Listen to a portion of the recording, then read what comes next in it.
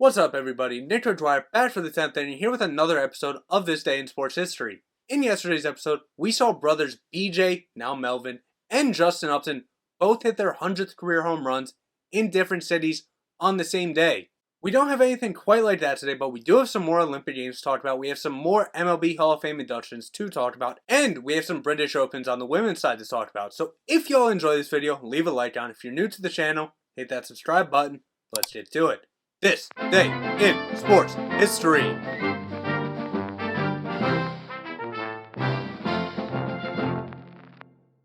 We start off today's video in 1884 in Major League Baseball, and Pud Galvin would throw his second career no-hitter in the most lopsided no-hitter in baseball history when the team would win 18-0. In the game, no hits obviously, but his team would allow 6 errors on the day. Amazing that no runs scored. We now move up to 1907 at the Tour de France, and Lucien Petit-Breton would claim his first of 2 Tour victories and his first of 2 straight. We now move to the 1936 Olympics, and American athlete Jesse Owens would win his second gold medal of the Berlin Olympics after defeating German Louis Long in the long jump final with an Olympic record of 8.06 meters to win his second of 4 golds at the Olympics. Stay at the 36 Olympics, and American Helen Stevens would win the 100-meter dash in 11.5 seconds to win the gold medal. 9 years later, we move up to 1945, and Byron Nelson, who had an even par over the 4 rounds, would win the Canadian Open for a record 11th consecutive PGA victory on the way to a record season tally of 18 victories. 2 years later, we go to 1947 and we move to boxing, and Ike Williams would knock out Bob Montgomery in 6 rounds in Philadelphia to unify the world lightweight title and tie the series between the two 1-1. 1 year later, we go to the Olympics in 1948, and Fanny Blankers-Koen of the Netherlands would win the 80-meter hurdles in 11.2 seconds to win her second of 3 individual gold medals at the Games and 4 golds overall. Stay at the 48 Olympics, and Hungary's Olga Giamatti would win the first ever Olympic women's long jump competition with, obviously, an Olympic record 5.695 meters to get the gold. We stayed another first in 1948, this time at the women's shot put. Micheline Ostermeyer, with an Olympic record 13.75 meters, would take home the gold medal. Finally, at the 48 Olympics, the Americans would take the 1-2-3 in the 110-meter hurdles, with William Porter setting an Olympic record at 13.9, taking gold, Clyde Scott, silver, and Craig Dixon, bronze. We now move up to racing in 1957, and Juan Manuel Fangio would clinch his record 5th F1 World Drivers' Championship, his 4th consecutive, after winning the German Grand Prix. We now move up all the way to 1980, and 7-time All-Star Maury Wills would become only the 3rd black manager in Major League Baseball history, when Darryl Johnson would be fired by the Seattle Mariners after a 9-game losing streak. Stay in Major League Baseball, move up to 1982, Joel Youngblood would become the only MLB player to get hits for 2 different teams in 2 different cities on the same day. He would hit a single for the Mets against the Cubs in a day game in Chicago. Then he would be traded, single for the Montreal Expos in Philadelphia in the night game. We stay with Major League Baseball, and we have a bit of an odd one now in 1983. If you all remember Randy Johnson inadvertently hitting the bird, well, we have an even earlier story for you.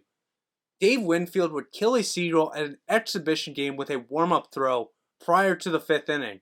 And this is the funny part. After a 3-1 victory over the Blue Jays, the Yankees outfielder would be arrested by the Ontario police and charged with animal cruelty. It's like, guys, I'm sure he did not mean to do it. Still, funny.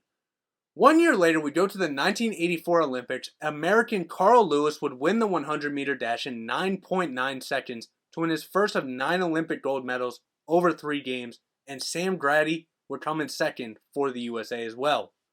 Then we have another 1-2 punch in 1984. Americans Al Joyner with 17.26 meters and Mike Conley at 17.18 meters would take the gold and silver in the men's triple jump. 1 year later, we go to 1985 in golf, and Scott Verplank with a score of 9 under would beat Jim Thorpe in the Western Open playoff, becoming the first amateur to win a PGA Tour event since Gene Littler in 1954. We stay in 1985 and we have two big events in Major League Baseball. We start with a 3,000 hit when Rod Carew, playing for the California Angels, would single off his former team, Minnesota Twins, Frank Viola, to collect his 3,000th hit in an Angels 6-5 victory. Also in 85, we have Tom Seaver pitching for the Chicago White Sox, becoming the 17th pitcher to win 300 MLB games after beating New York 4-1 in Yankee Stadium. Seaver would also throw a complete game on the day, 9 innings pitched, 6 hits, 1 run allowed, 7 strikeouts, 1 walk in the victory. We now move up to the 1992 Olympics, and the diving competition would conclude with the Chinese team just being dominant, winning 3 of the 4 gold medals, and the USA would win the other, with Mark Lenzi winning the 3-meter springboard for the men's. But Sun Shuwei would win the 10-meter platform in the men's, and then Gao Min would win the 3-meter springboard for the women, and Fu Bingjia would win the 10-meter platform on the women's side. We stay in 1992, and in its debut at the Olympics, the badminton singles gold medals are both won by Indonesian athletes, who would be Alan Budi Kusuma and Suzy Susanti. Then on the double sides, both men's and women's would go to South Korea, with Moon-soo Kim and Juban Park winning on the men's side, then Haiyan Huang and So-yeon Chun winning on the women's side. Finally at the 92 Olympics, Italian fencer Giovanni Trellini would wrap up gold medals in both women's foil events as part of the winning team. 1 year later, we move to Major League Baseball, and we have the infamous Nolan Ryan-Robin Ventura fight. After being hit with a Ryan fastball, Ventura would charge the mound, only to get repeatedly punched by the 46-year-old Ryan. We now move up to the 1996 Olympics, and the games would officially close in Atlanta, with the USA taking the number 1 spot with 101 overall medals, 44 gold medals. The Russian team actually coming in second just because they count by gold medals, 63 overall, 26 gold medals. Then Germany coming in third, 65 overall medals, 20 gold medals. Stay in 96, now we move to the MLB Hall of Fame. Baltimore managers Earl Weaver and Ned Hanson, he was a manager in the 1800s, Jim Bunning, and Negro League star Bill Foster would all be inducted by the Veterans Committee into the Hall of Fame. Finally in 96, at the Canadian Open on the women's side, Laura Davies, with a score of 11 under, would win 2 strokes ahead of runners-up Carrie Webb and Nancy Lopez to win her 4th and final major. We now move up to the 21st century. We start in 2005, and American Hall of Fame jockey Pat Day would announce his retirement from the sport with a career winnings of $298 million at 52 years old.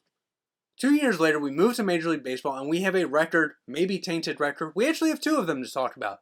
San Francisco Giants slugger Barry Bonds would homer off of Clay Hensley in the 2nd inning of a 3-2 loss to San Diego to tie Hank Aaron's 33-year-old MLB career home run record of 755. He would break it soon after. On the same day Bonds did that, Alex Rodriguez, at only 32 years old, would become the youngest player in MLB history to hit 500 career home runs, connecting on the first pitch he saw as the Yankees would defeat the Royals 16-8. You thought 1 Alex Rodriguez home run was enough? Well, you got 2. We move up 3 years to 2010. On the 3rd anniversary of his 500th career home run, Rodriguez would hit his 600th career home run in the Yankees' 5-1 victory against Toronto. Much like his 500th, Rodriguez would become the youngest to reach that mark and the 7th overall. 2 years later, in 2012, we go to the London Olympics, and it would be a golden double for the US at the London Olympics in tennis, when Serena Williams would defeat Maria Sharapova 6-0, 6-1 in the women's singles, and then Bob and Mike Bryan would win the men's doubles after defeating Michael Lodra and Joe Wilfred Songa 6-4, 7-6 in the men's doubles. Stay at the 2012 Olympics, and the US would take the 4x100 medley relay with a time of 3 minutes, 29.35 seconds, and this would just be another gold medal for Phelps, collecting his 18th Olympic gold medal, 22nd overall, records all around. The women's team would also win at the 2012 Olympics, setting a world record of 3 minutes, 52.05 seconds. Finally, in 2012, we go to the Super Rugby final, and the Gallagher Chiefs would win their first Super Rugby title after winning 37-6. 1 year later, in 2013, we moved to the British Open on the women's side, and Stacey Lewis, with a score of 8 under, would win her 2nd major title of 2 2 strokes ahead of runners-up Na Yeon Choi and Hee Yeon Park. 5 years later, we go back to the Super Rugby final in 2018, and the Canterbury Crusaders would successfully defend their title, defeating the Johannesburg Lions 37-18. This would be their 9th overall Super Rugby title of 10 overall. We end today's video off in 2019 at the British Open on the women's side, and Hinako Shibuno, with a score of 18 under, would win her only major title in her first LPGA event, defeating runner-up Lizette Salas by 1 stroke. So there you have it. That's what happened on this day in sports history. If I left anything out, let me know down in the comment section. If I mispronounced any names, I do apologize. I hope everybody out there is doing great. I'll see you tomorrow. For Nick Dwyer and the 10th inning. See ya.